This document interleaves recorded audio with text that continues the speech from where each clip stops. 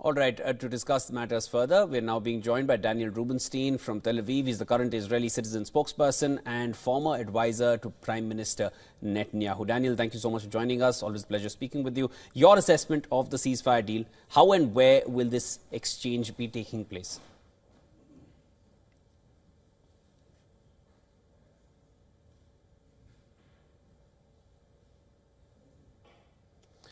All right, we're just trying to re-establish that connectivity with Daniel Rubinstein, who's joining us from Tel Aviv. A little audio issue there to give our audiences an understanding of where we are right now. It's been a major breakthrough. The Gaza ceasefire has come into effect after over 15 months of war. All eyes are on the hostage prisoner swap that will take place in a short while from now.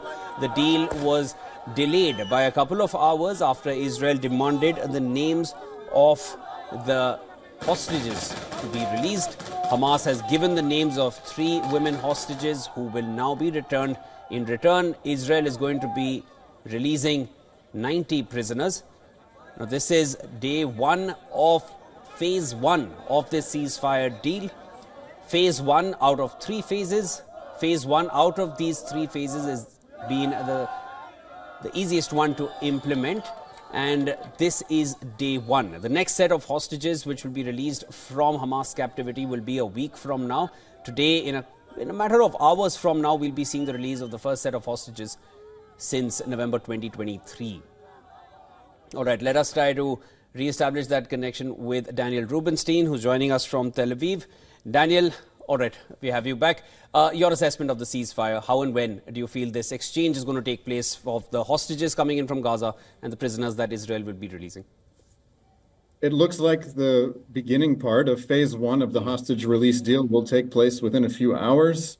Hamas has announced just past the deadline the 3 Israeli women that it will release. I think it's important to point out what an absurd situation that we find ourselves in.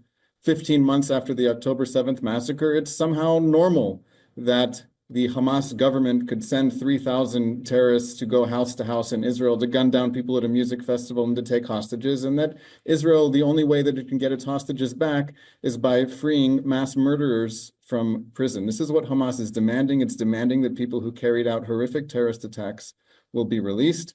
The Israeli public wants its sisters, its daughters, its mothers, its fathers, its brothers to be home.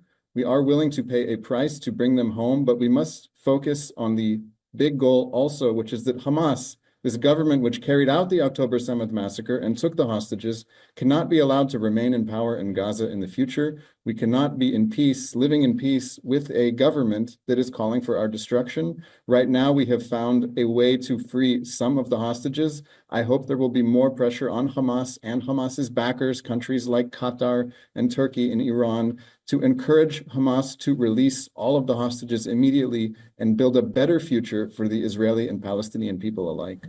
Daniel, just hours ago, and this was a little earlier in the day when we started reporting on this for the day, it was said that the deal is not officially been agreed upon. It's not starting because there's been again there is a lapse in a complete agreement in terms of the names of the hostages. Going further from here, now let's talk about what comes next. Do you feel Israel would want the names of the hostages well in advance so that there's no further delay and things get streamlined? Because everything seems to be contingent on a lot of factors leading this entire deal, a lot of fragility. Going forward, how do you feel the next stage of exchanges is going to take place? Well, what happened in the past 24 hours was that Hamas did not keep its end of the deal. Hamas was supposed to announce the names of the hostages that it will release 24 hours in advance of the agreed time of the release. Hamas did not do that, and there were many questions about, is this deal actually going to happen? Where is Hamas? Why are they not answering? Why are they not giving the names? So Hamas finally released the names of these 3 women.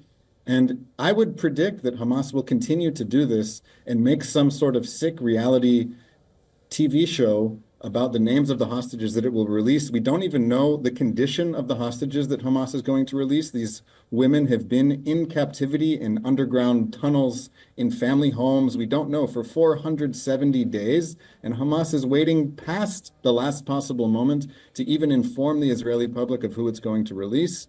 We have the names now. We'll see how the rest of today goes. I'm sure all of the people of Israel will be glued to their television sets to watch the handover of the Israeli hostages to the Red Cross.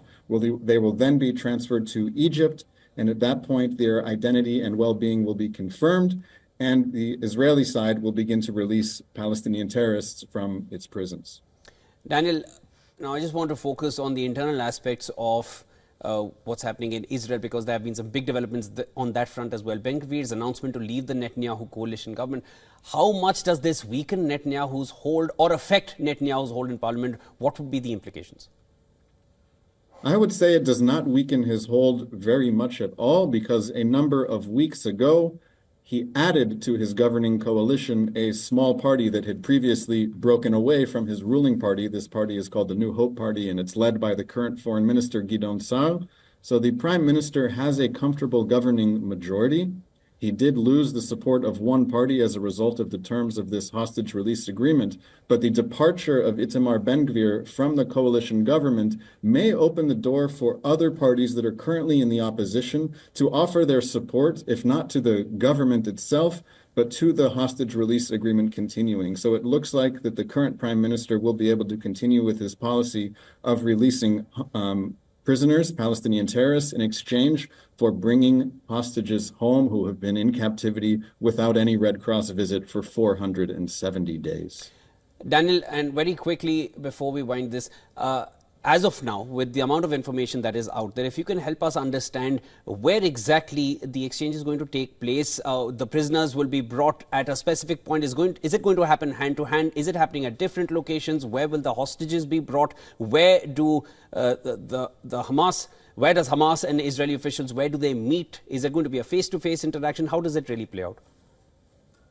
We saw how it played out in November of 2023, when there was a hostage release agreement that saw the release of children and women and other humanitarian cases. This was November 2023, and we saw exactly how it worked. So what Hamas does is it brings the hostages out of captivity to a central point that it tells the Red Cross, the International Red Cross, it tells the Red Cross where to meet to pick up the hostages. We saw last time that Hamas arranged basically a movie set with lights and cameras, that Hamas takes the hostages out of a Hamas vehicle, walks them to the Red Cross vehicle, and the hostages get in the Red Cross vehicle, which has no windows or curtains. Everyone is looking in and filming. The Red Cross vehicles then drive to the border with Egypt. Gaza has a border with Egypt. These Red Cross vehicles will enter Egypt.